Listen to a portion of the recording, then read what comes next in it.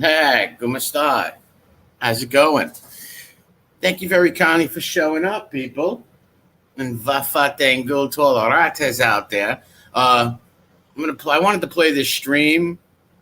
It's a pretty good stream right here. It's very important. You got a lot of these stoolies and these rat bastards running around like stupid pricks with their heads cut off, yelling Persico's a stool pigeon. Everyone's a stool pigeon. A stool pigeon! Vafatangul. But I got this good podcast here from Justice Tech Pros. He usually comes in the chat and stuff. He's got this cool podcast on his channel right here with Persico's lawyers and stuff. So if you guys want to watch it with me, welcome. What's up, Nikki? Viking 8999 Philip Anthony said you weren't the first one, Philip Anthony. You're lying. I see Dan Black, Steve, and Gunsmoke the Don beat you, Philip. That's stolen valor. You're taking credit for being the first one in the chat. I'm only fucking with you. Cuban, what's going on? How you doing, Red? What's going on, you fanooks? That's funny.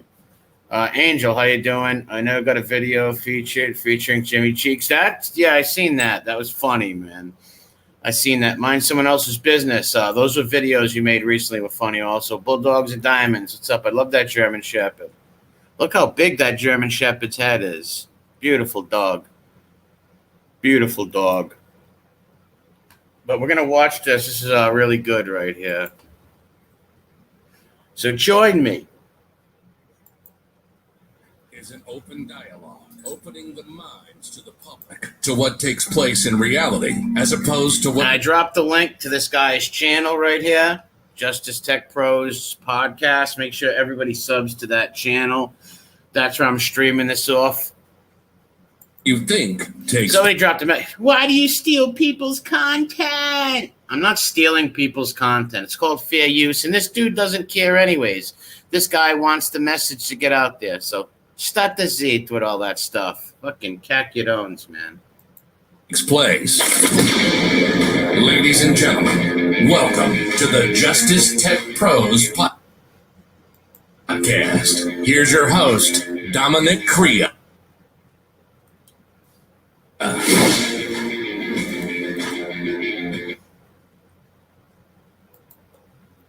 Hold on a second. Greetings, listeners. Hope everybody's doing okay. Today's episode 65 will be a direct follow-up to episode 64. So if you haven't listened to it, I would recommend just... Yeah, if you guys, I don't know if you guys seen episode 64 or not, but you should. Hey, Jerry, what's going on, Jerry? Listen, perhaps prior to this one, only because they will correlate and they will run into one another. When you hear them both together, you'll be able to make a complete analysis of the entire situation. And the situation I discussed in 64, and we'll be discussing now, is regarding the recent Carmine Persico. Thanks, Gunsmoke, for dropping his channel. And drop yours when you get a chance, too. Mind your own business. Why don't you have a wrench, man? Where'd your wrench go? Did somebody hack you for your wrench? All right. I just made you a mod where you can drop your channels in here and stuff. Because we always share people's channels on here.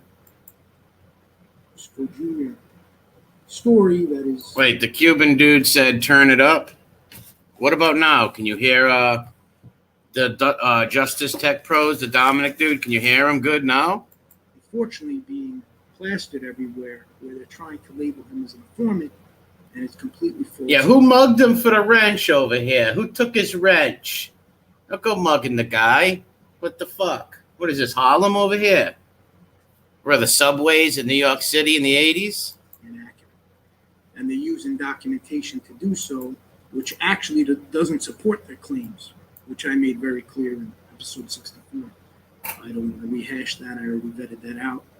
But today, what I do want to do is I'm bringing on, and I'm honored to have on, Mr. Carmine Persico Jr.'s prior counsel before he passed, Mr. Matthew Mary, and Mr. Anthony DiPietro. Yeah, see, this is good. He's got his former attorneys on here. Thanks, Chris Chris Hightower? You know, we had a guy, Hightower. He got hit by a car. His name was Hightower. Oh, no, that's like a slam at FBS or something. You're a sick bastard. Como está, amigo? I'm doing all right. I'm not doing that bad. I'm just going to play this. These are his former attorneys right here. And they're going to come on, and we're going to talk about the entire situation. We're going to cite some documents. Some you may have seen, some you may have not. And we'll give you a greater... All right, it's better now. You can hear him better now. All right, good. And can people hit like? I usually don't like... yeah, thanks, Chris. I usually don't like telling people to hit the like button, but can you hit the like button for this? Because I want to get this info out there. I want this info spread out there. So people... And share this, please. I want people to see this because, like I said, you got all the stool pigeons running with their narrative that helps them and makes them sleep better at night. Understanding of this situation and the complete picture, as opposed to all the stories that are being run with now and being talked about. So without further ado, allow me to bring on Mr. Matthew Mary and Mr. Anthony DiPietro. Gentlemen, it's an honor to have you both on. I appreciate you taking the time, and if you could just maybe take 2 minutes just to introduce yourselves, and then we can start our conversation. Okay, you want me to go first? Sure, absolutely. Okay, I'm Matthew J. Mary. I'm a criminal defense attorney for 45 years. I've been a radio talk show host for 8 years. And pretty soon I'm going to start a podcast that might be interesting because we'll be talking about a lot of the same things you talk about. You know, how the government just railroads people for decades and decades and gets away with it. And, you know, no one complains and no one cares. People's lives are ruined. Yeah. But that's why we're here today, because Carmine Persico is dead. But we're going to make sure, Anthony and I, that Carmine's family doesn't have to endure the nonsense that's going on for the last 3 days. I appreciate that, and I look forward to that podcast. Anthony, you want to just let the listeners know? Sure, Dominic. Thank you for having Matthew and I on. It's an honor and privilege. Thank you. I'm a criminal defense lawyer in White Plains, New York. I essentially have a federal practice, and I work on a lot of cases with Matthew Mary, who I have the pleasure of meeting many years ago, and the pleasure of working on Mr. Persico's case with Mr. Mary. Hopefully use today's episode to clear things up and really give the truthful view of what's going on here. Yeah, and I think that's what's needed. I did an episode 64, just from the outside looking in, and what was baffling is I wasn't seeing what people were seeing. It's like they're almost making this document mean something it doesn't mean. So that's why I think this is great to have you gentlemen on, just to further clarify. And as Mr. Mary said, this is ridiculous for the family to even have to deal with this. So it's important that there's another side to this that actually shows the truth and doesn't go along with this nonsense. Amen to that. You know, Dominic, when this story came out in the Daily News, I think it was Friday, you know, and Anthony called me, and then I read the newspaper. I was really steaming. And at 7 a.m., I called the reporter who wrote the story, and I started to blast him in a very respectful way, of course. Look at what a shame. It's BS. And, look what they put right on here. What a shame, bastards. Oh, you know, how could you call me at 7 a.m.? I said, listen, if I had woken up at 3 a.m. and read the story, I would have called you at 3 a.m. I said, my blood is boiling. I said, this is ridiculous. He said, oh, wait a minute. Hold on. He said, I've got a document. You still think I would write a story like that without proof? He said, I've got a document. He said. And anyhow, hung up with him, and Anthony happened to have the document. And Anthony, you know, faxes over the document to me. And that's when I really hit the roof, because I couldn't believe that any intelligent human being could look at this document, which we call Exhibit 5. It's Exhibit 5 in a motion for compassionate release for a guy named Vic Orena, O-R-E-N-A. Vic Orena is a longtime rival of Carmine Persico. A lot of bad blood between them through the years. A lot of bad things occurred through the years between these two people, and it seems that Mr. Arena, they say he's senile, that he's now born again Christian. I don't believe any of that. I mean, this is spite work, because when you read the motion on behalf of Mr. Arena for compassionate release, this issue that they're raising, saying, oh, Carmine Persico was identified as a rat in 1971. In 1971, I was 21 crisp years old. Boy, I wish I could be 21 again. Anthony DiPietro wasn't even born back in 1971. Yeah, neither was I. It's kind of crazy. And so, once I had that document, it was a whole new ballgame. But before we get to the document, before we get to Anthony, because Anthony's got. What's up, Mike? Mark, what's going on? This is Justice Tech Pros, episode 65. Carmine Persico Jr. setting the record straight. It's got his attorneys on here. I want to say about all of this, and I just want to say that this is not about me and Anthony sticking up for our friend Carmine Persico.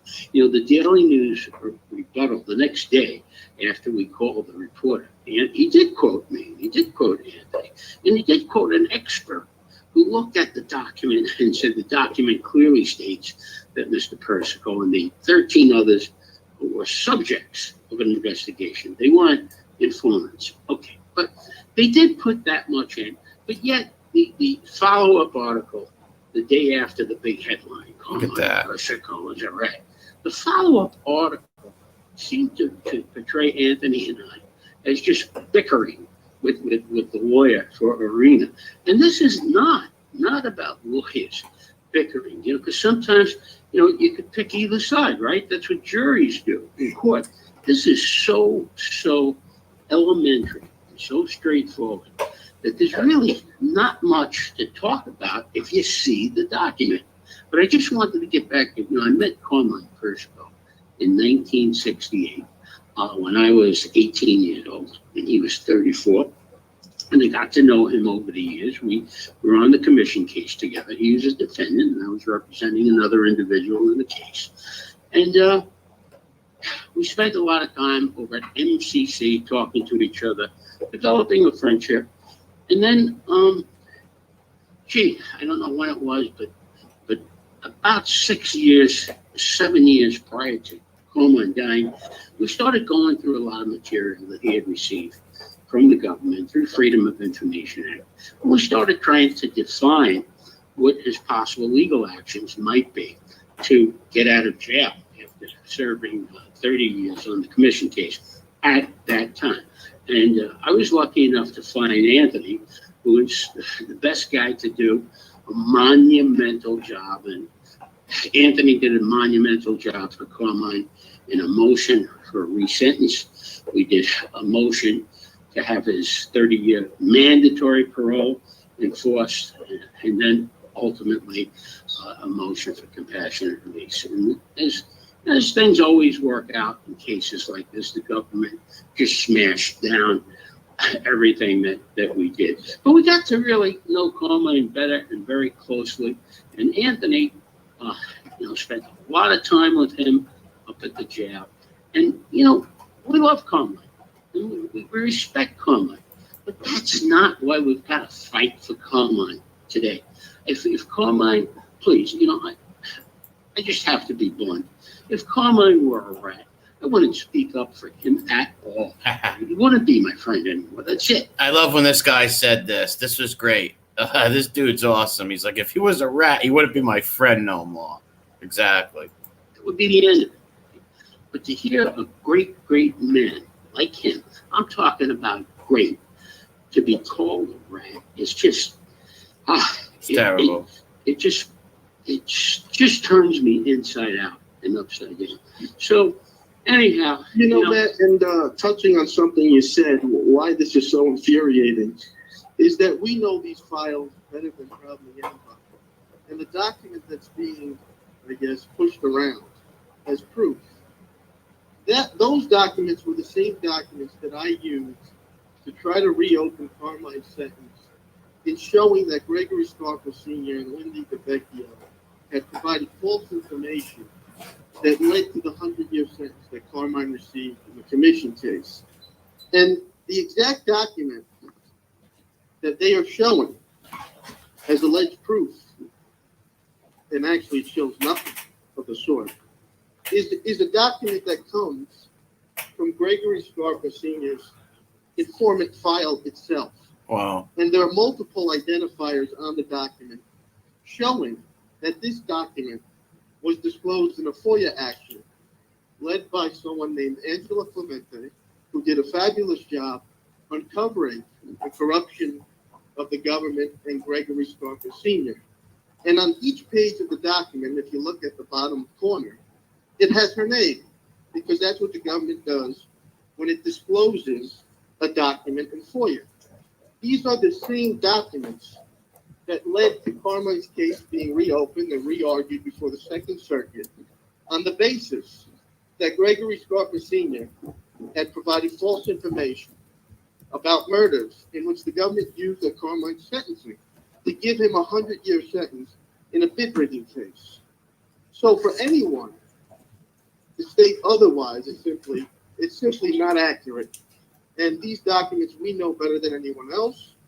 And, I could state with great surety that this document proves nothing of what is being alleged. It actually proves the exact opposite, that Gregory Scarpa Sr.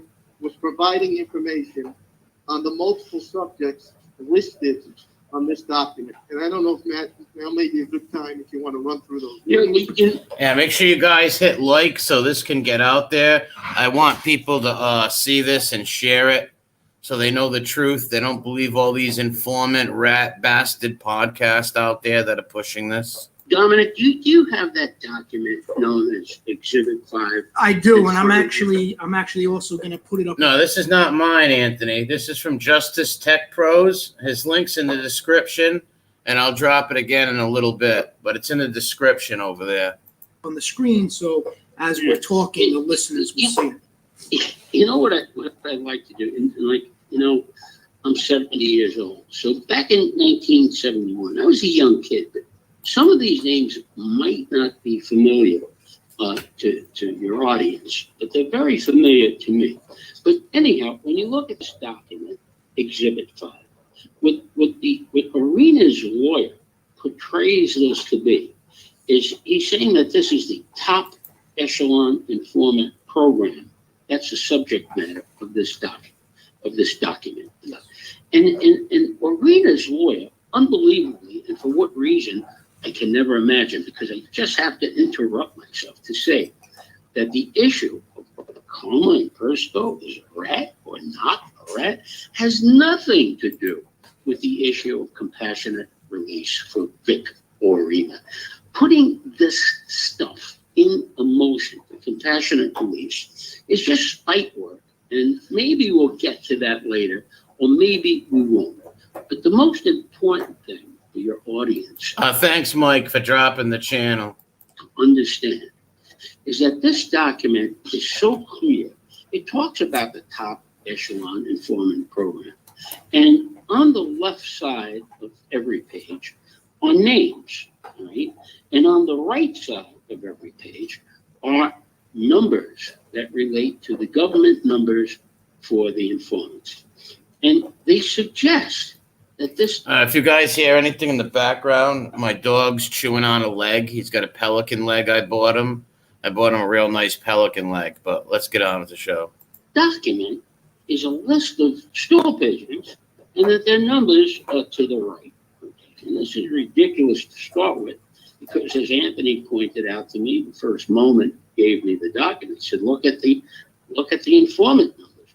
They're all the same. The informant numbers on the right side are all the same, and they all belong to Gregory Scarpa Sr. The Grim Creeper. Okay, so obviously, Gregory Scarpa Sr. is the informant in this document, among others. And the people on the left, including Carmine Persico, are obviously the targets or the subjects of this top echelon informant program. And Yeah, you can clearly see Persico's name, all their names are right here circled. you know, if you want to have the audacity and the ignorance to say that Carmine Persico, a man among men, second to none, is an informant based on this document, you would also have to say, here are some of the other names on the left side of the pages, Good point. along with Carmine Persico. Paul Castellano, Yep, the medical Castellano. security, who the government claimed at one time was the so-called boss of what they call the Gambino thing. Salvatore Alvarado, David Amadeo. Okay, just want to give you, I'm turning the pages from back to front. Yep. I'm going from the last page to front, right? Then Joseph Collazo, Vincent Correo, someone I know. He was known as Jimmy the Blonde, a very revered man in my neighborhood where I came from, Mulberry Street. Also from that area where I grew up, Mulberry Street, Little Italy. Another name is a kind of a Hall of Fame name, Emilio Dela Cruz, Mr. O'Neill. All right, you want to tell me that he's a rat? Also on this list is Joseph Gallo, not Crazy Joe Gallo, but the person that the government accused of being the so-called consigliere of the Gambino family for years and years under Carlo Gambino and under Paul Castellano. I mean, these are legendary defendants, right? Yeah, people who died in jail and never told on nobody. Make sure you share this, people. Share this out and hit like. I want people to see this. James Faiva, also known as Jimmy Brown, someone very, very well known.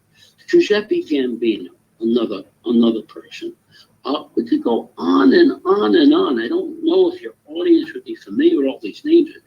And the so-called Colombo family. And they have it, family. That's the way the document is. Yes. Family. And then they give a title, captain. And then to the right, the symbol of the informant against them. Okay. And so in the so-called Colombo family, they have a fellow named Vincent Aloi, A-L-O-I, a very famous person in criminal justice history. Nicholas Rolano, Richard Fusco. They all claim in this document, the government claims him to be in the so-called Colombo family. And to the right, all the same informant number, right? Not different numbers, like as if they're the rats. The informant number is NY3461CTE, and that happens to be, as Anthony can verify and did verify, that's the informant number of Greg Scarpa. Right Yeah, there. not to cut you off on this, I think it's important maybe to segue into something that can actually prove this without any doubt. Dominic, I had sent you an FD 209, which is what the FBI uses when it speaks to informants and memorializes the statements that they make to them during the time of reporting. And one of the documents that I sent to you was also from a FOIA request from Greg Scarpa Sr.'s informant file. And on that document, on page 1, it shows subject. The same exact number that is being identified by Arena's lawyers in that document, claiming to show that the informant number corresponds with the subjects on the left. You see that document, Dominic? Absolutely, and I'll have that on the screen as well. So that is, and it also says what agent is receiving the information. So it says New York 3461, top echelon informant, is reporting to FBI agent Lindy DeVecchio. You see that, Dom? Now, on page 2 of that document, Right here. it starts off with and says, on June 26, 1980, NY 3461TE. And that is the same number on the document, listed multiple times, in which Arena's lawyers have produced that they claim shows that the subjects, and Carmine Persico, is an informant. And it goes on to state, New York 3461TE provided the following information to Special Agent DeVecchio. Sure. Source advised that the boss of the Colombo family continues to be Thomas DeBella. However, that is merely a figurehead position at this point, and the actual boss is Carmine Persico. The source said that Persico has been running the daily activities of the Colombo family since his release from prison in 1979. And then it goes on to additional reporting. But this document comes from Gregory Scarpa Sr.'s informant file, and that number is his number, and this document is an FD-209 relating to his reporting on the subjects listed in that document that has been produced by Arena's lawyer. So this clearly shows that those informant numbers are not corresponding to Carmine Persico or any of those famous defendants that Mr. Mary has identified. It's just so clear cut. Well, what's crazy, just one thing I want to interject that Mr. Mary hit on. It seems as though they just cherry picked, because as he just pointed out, he rambled off about 15 different names in the exact same category underneath the captain column. And yet they're just spotlighting Carmine Persico. And as Mr. Mary pointed out, well, if that's the case, then you have to say everybody on the list is an informant. Yeah. What bothers me is from the outside looking in, I have no dog in this fight, but what I do relate to is the family. And what I do relate to is I don't like seeing these false narratives being passed around as facts. So Amen. I take offense to that personally. And what I can't understand is just anybody looking at this, it's very clear cut how you have 3 columns. And each column represents a specific category. And it's baffling how they're just trying to twist what the document actually means. I mean, they're changing its purpose. And, Dominic, as you know very well from your experience with Anthony DiPietro is a very, very thorough lawyer. He leaves no stone unturned. And, Anthony's I couldn't agree more about this. Anthony's very upset about it. And he's go every time, the reporter for the Daily News said, "Oh no, I spoke to the lawyer for Arena, and he says this, and he says that, and he says the other thing." Anthony jumped into action to prove to me that all those excuses are all impossible. It's all nonsense. It's all BS. It's all BS. But I'm very verbose, as you could probably tell already. Well, that's why I like it. Anthony's very thorough. But, sometimes we're fighting. We're so angry that we could get a little lost in the woods over here and get away from this is great. I'm going to stop. This story is bull. Tweeted defense attorney Matthew Mari. Calling Carmine Persico a rat is like calling George Washington a British spy. Junior was a great client, man, friend, and the government railroaded him, and he fought back like a man. From the point that you just made, they put forward one document, which they call Exhibit 5. And they say, for some inexplicable, unbelievable reason, that, in this motion, for Vic Arena, right, to get compassionate release, because they say he's an old man, he's 87, he's sick, he's got dementia, all this stuff. Listen, this document has no bearing on that issue. So why they put it in is a whole other issue that maybe we shouldn't get into.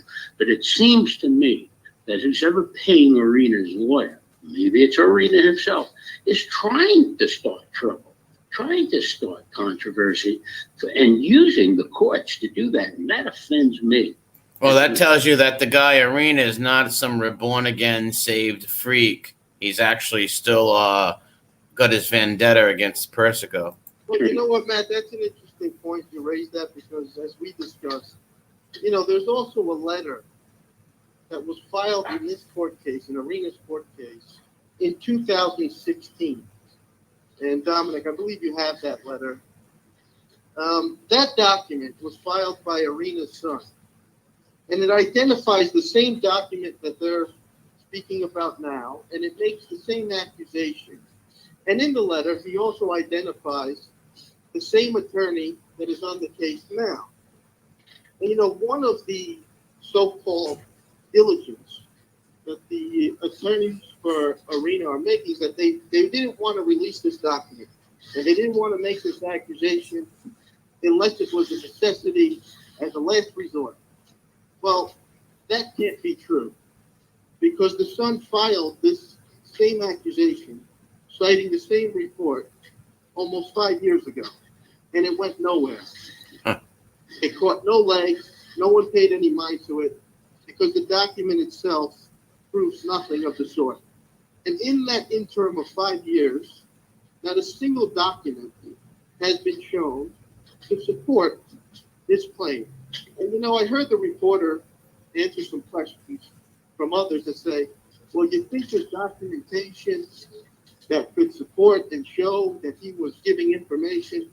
And the answer that was given, which is an artful dodging of the issue, was, well, we don't really know what existed in 1971, and if they memorialize these things like they do now in the 302.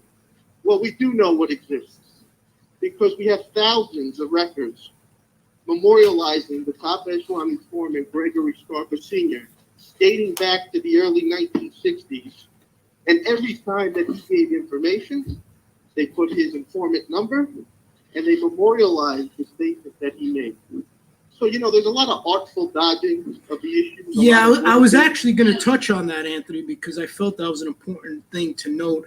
They are trying to use, it's almost like they're doing sleight of hand. And one of the questions I had for you guys that I believe they're doing sleight of hand, they keep reverting to whether it was the reporter or the attorney, where they're saying they confirm with the DOJ and the FBI that the documents were accurate. Now, to me, I think they're playing with words. I don't think anybody's asking about the validity of the document.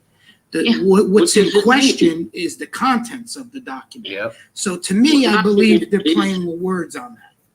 Well, Dom, let's break that down really simply. Hopefully, there's some logical reasoning. If this were true, at that time, because we know from the Sun's letter, they had this document and they had this meeting, 2016 or before, when Carmine Persico was still alive.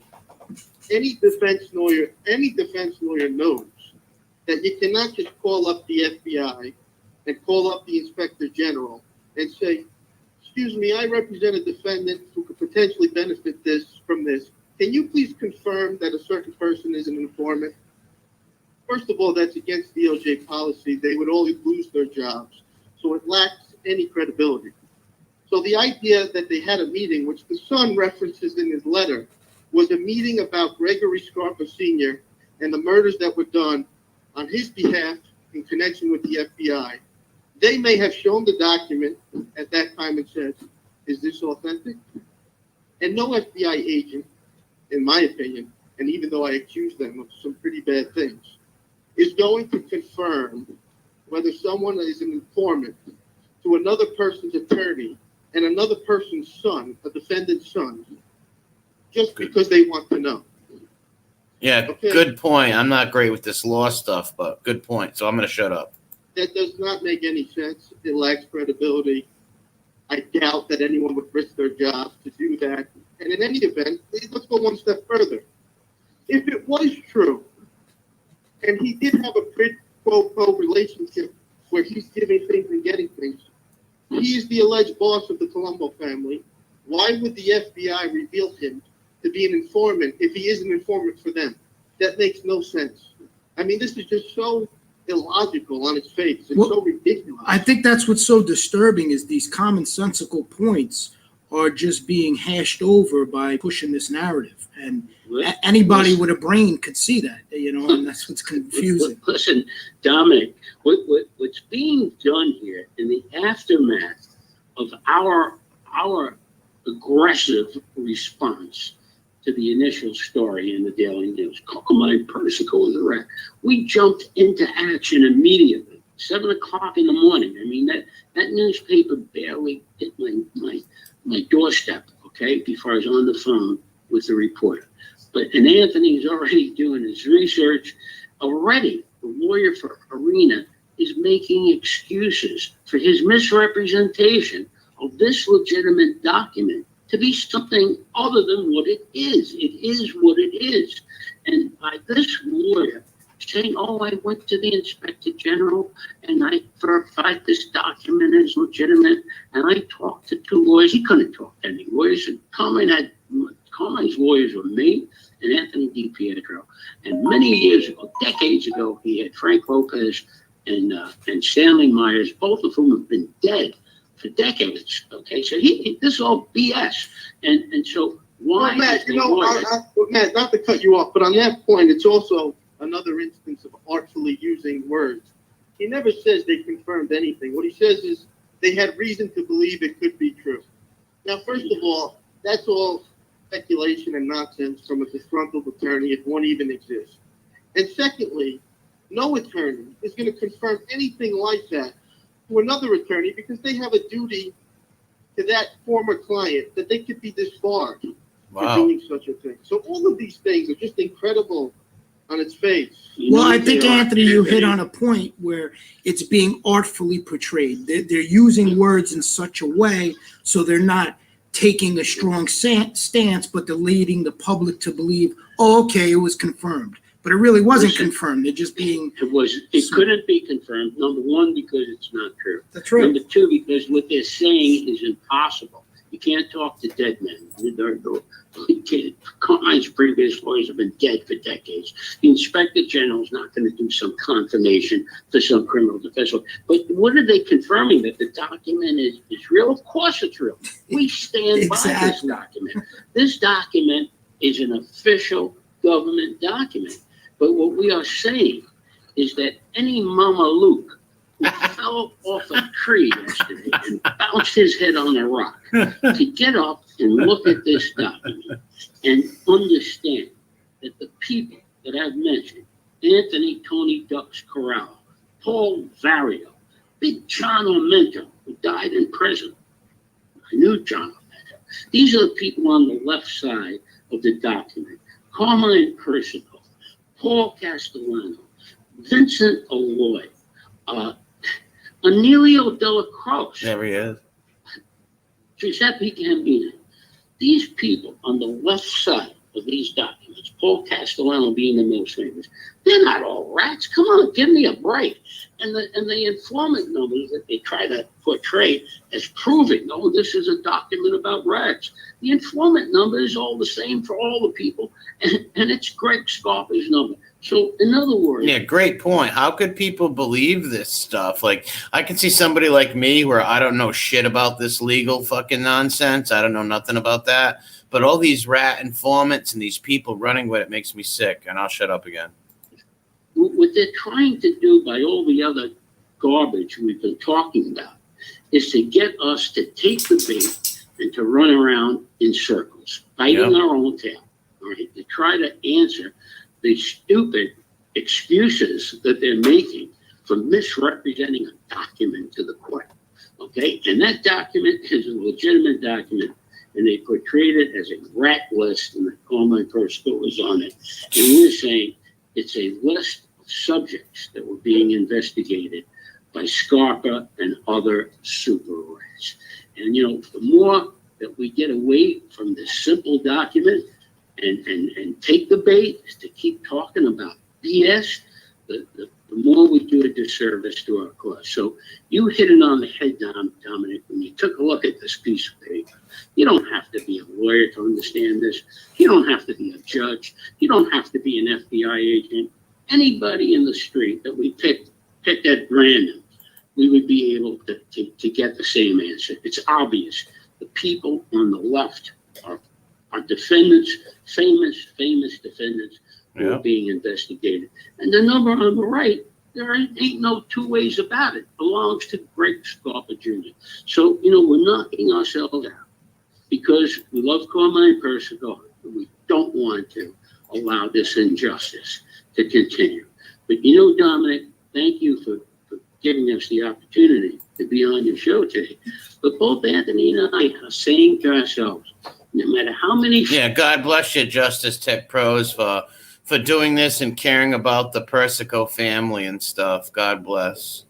Hold on. Stop fighting. No, that's not yours. That's his. Sorry, guys. There's almost going to be a dog fight over a bone over here. That's not yours. You will not get your milk bone tonight if you eat his toys. Sorry. Can't eat his toys. Hold on. No matter how many, I did a thing in the Daily News, a Voice of the People thing. I've tweeted out stuff. You know, no matter what we do. And follow this guy on Twitter, Matthew J. Mari over here.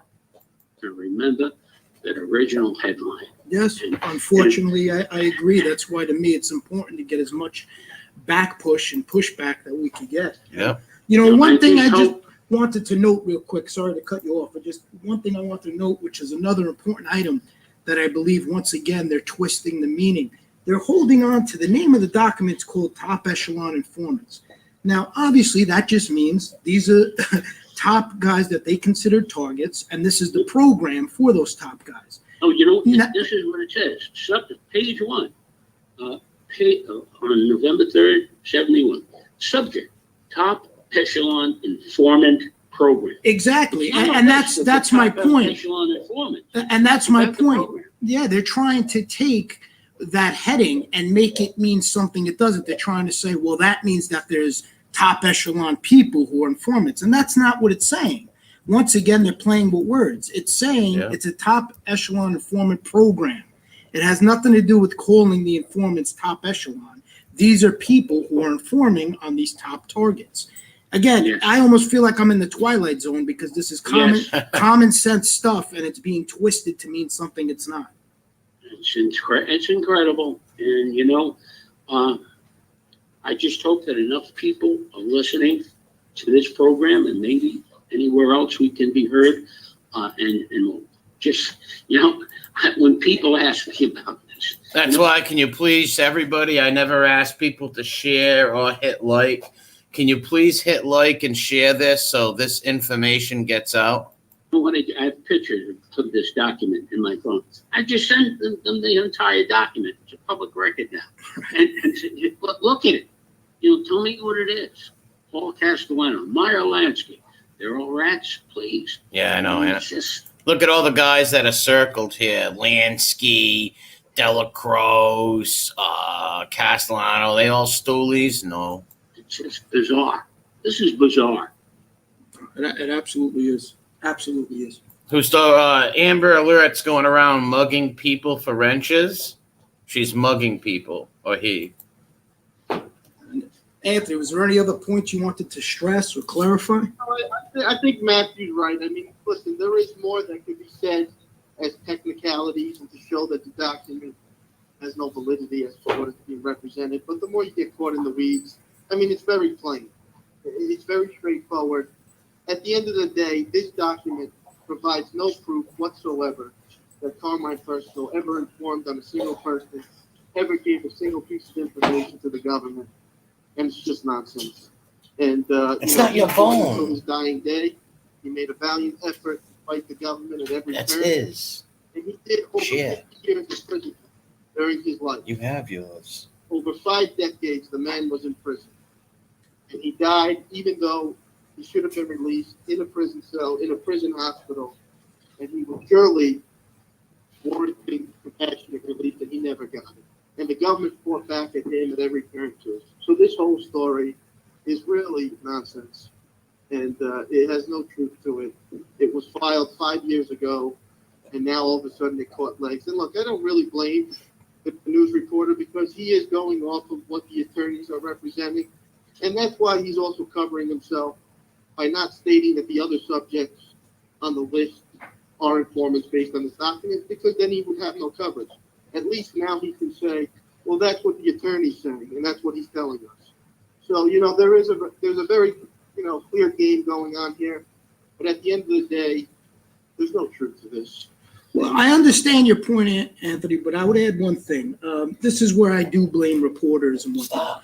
If you do run a story, that's fine. But now if new information comes to light, which you gentlemen clearly laid out even prior to this podcast, and you made it clear what the document represents, I have a problem when then the said reporter, whoever's putting it out there, it's been on blogs, whatever, Yep. They should then be able to man up and recant what they say and say we Yes. misinterpreted, we made a mistake. That's the problem Yeah. I have. It's the no And no Dominic, accountability. Dominic, in a perfect world, I would agree with you, but in the context of something like this, where the reporter has gotten such great praise and international news, it's not that easy to then step over the door again and say, oops, it was a mistake, and I shouldn't have relied on this attorney because what has been shown is not truly what the document reflects. And that is a hard step to take, and hopefully he takes it soon as the evidence mounts against the story. But look, he's relying on the documents filed. He didn't get the full story because obviously no one told him that this was filed 5 years ago by the Sun under the same narrative. Right. And, that's what happens. But, hopefully we can start shed some light on this and put it to rest. Dominic, Arena and his family and his lawyer thought they were going to pull a fast one on the Daily News reporter, and they did. And they never expected such a ferocious response and a hardcore response to this BS, okay? They never could expect that to happen because people say, oh, why are you knocking yourself out for a dead man? We're knocking ourselves out to do the right thing. Yep. We're not going to stand by and watch this occur. And you know what? By now, the Daily News reporter has so much egg on his face that all he has to do is wash it off, and he's got a better story. The better story than the initial story is how Arena and his lawyer tried to sell a bill of goods. It's something that's a better story if he owns up to it. The sad thing is that, this supposedly goes back to 1971. Since 1971, Carmine Persico did 14 years on one case. And then he came out, and he was out for about 4 years. And then he had two cases that were almost simultaneous trials, one after another. The commission case in front of Judge Owen and another racketeering case in front of Judge Keenan. He had to try those cases back to back. He winds up with 139 years, okay? Because every bit of his time until his dying breath, with no break, his son Alphonse Persico gets framed twice in 2 trials, is doing life without parole, and they want to tell us this guy's an informant. Please, give me a break. Well, I think that's what resonated with me, the simplistic aspect and the compassionate aspect that people aren't realizing. There's families behind this. There's people who support this gentleman, cared about this gentleman behind this. Again, I never knew this man. I don't know the family, but my heart I could still empathize with people going through that, because here you have somebody who suffered, the family suffers, and now flash forward to 2021. Now his name is being dragged to the mud, unwarranted and unfounded, and I have a problem with that. I want to thank you very much for giving us the opportunity to say our piece. I just hope that enough people are listening. Yeah, he doesn't sound like Arnold Horseshack, man. He doesn't sound like Horseshack. The word is spread that Carmine Persico is a man among men. He's no rat. Whatever he was, he certainly wasn't any informant. And hopefully that'll be made clear in due course. Amen. Absolutely, and I thank you both for your time, and I really appreciate it, and I think this was necessary just to continue. It was very necessary. You to expose what took place here. Thank you for having us, Dominic. Thank you, gentlemen. And thank God for Justice Tech Pros doing this. Much respect. Hold on a minute. I made a huge mistake by buying, I bought them different. I buy these pelican legs and these deer legs, and I made the mistake of buying different ones for each dog, where I should have bought the same one. Now he's eating. This is nuts. I should have never did that. Well, sorry, guys. I'm having some dog issues. Gentlemen, it was a pleasure. Well, there you have it. I don't think I could really say anything else or follow that up with anything. I think everything was covered. I believe it's clear as day that Carmine Persico Jr. was not informant, never was. Stop it. No. Stop the Z. No. Espet. You have yours. If you, I got to separate them because they're going to fight over this friggin' bone. I know it. If you hear some screaming and growling, it's them. Hold on. That's you. I personally feel a lot of retraction should be taking place. You got the pelican leg. Yeah. Let's see how that plays out. That's yours. Until next time. I'm going to stop it so we can look at this picture over here, the Persico. I made the stupid mistake of getting them 3 different kinds of legs, and what a big mistake. From now on, you're all getting the same friggin' one, because I don't want fighting over this. This is yours, the ram horn. Pelican leg is his. Okay? The pelican leg is his. And the hoof is his. I don't need to fight. Stop it, guys. Oh, sorry with that, folks. Having some trouble with them fighting over their toys. Yeah, broken lamb's leg. Well, yeah, I have a lamb leg, a pelican leg, and a real big ram horn. And for some reason, he wants his toy. Just, I don't know why they can't have their own toys without fighting over here. It's just unbelievable. Yeah, this was a great podcast you dig, Justice Tech Pros. God bless you for sticking up for that family and this man who's dead. It's insane. No, my dogs are not mob war dogs, man. They're good dogs. They're not mob war dogs. What are you talking about? They're just having some problems right now because when it's like a little kid, you get little kid. That's why when you're little kids, you get them the same transformer so they don't fight over the transformers. Louise played poker. Oh, the dogs. Sorry about the dog thing, guys. Sorry. Well, I'm going to shut this down. I'm going to go back live, but I just wanted to keep this short so people could listen to this without hearing me ramble. But I'm going to go back live in like 10 minutes, and we can bullshit about this and other things. And what's up, Amber Alert, the wrench thief? Can you do me a favor? You should change your name to Alert Amber. All right, I'm going to shut this down. I want to thank Justice Tech Pros for letting me stream this off his channel. I left him a message asking him, and he said I could. And please, people, share this. Get this info out because this man's family don't deserve to have his name be smirched like this. They really don't. Gunsmoke, you're going to roll up a marijuana cigarette? Really?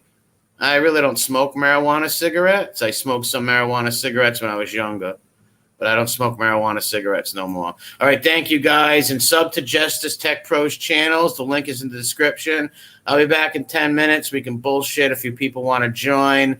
No problem. And I got to quell the dog situation over here because he ran with it. Get over here. He took – I gotta get off here now because there's going to be a fight. There's going to be a fight. Oh, get over here now.